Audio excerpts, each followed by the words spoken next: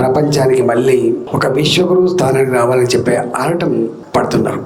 దానికి ప్రజల సహకారం లేకుండా, ప్రజల ఆశీర్వాదం లేకుండా సాధ్యం కాదు. కాబట్టి తప్పకుండా మనం మోడీ గారి గురించి నాకంటే ఎక్కువ మీకు తెలుసు. ఇవాళ మన అయోధ్యలో రామాయణం మాత్రమే కాదు, ఇవాళ గల్ఫ్ దేశాల్లో కూడా గొప్పగా ఆలయాన్ని నిర్మించి మన ప్రజలకి, అక్కడి ప్రజలకి మన సంస్కృతిని, మన విశ్వాసాన్ని అందించిన చరిత్ర కూడా మోడీ గారి నాయకత్వంలో మొట్టమొదటిసారి జరిగిన విషయం మనకు తెలుసు. ఇవాళ ఈ ఆలయాలు మనం అనేక సమస్యలు వస్తున్నాయి. ఎవరు ఎంత గొప్పగా ఉన్నా, సంపద కలిగి ఉన్నా, హోదా కలిగి ఉన్నా, అంతిమంగా సమస్య వస్తే భారం వేసేది భగవంతుడి మీద మాత్రమే. ఆ భగవంతుడి మీద భారం వేసే మనిషి తన జీవనాన్ని కొనసాగిస్తాడు. ఇవాళ లక్షలాది మంది వేద పండితులు మన ధర్మాన్ని కాపాడే ప్రయత్నం చేస్తున్నారు.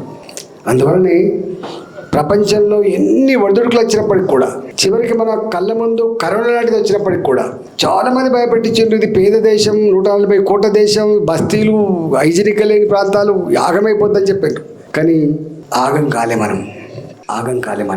ఎక్కడ ఎవరు దిక్కు లేకపోతే దేవుడే దిక్కు అన్నట్టుగా భారతదేశం యొక్క సాంప్రదాయాలు, విశ్వాసాలు ఇవాళ మనం నిలబెట్టిన అనే విషయం మనం మర్చిపోవద్దు.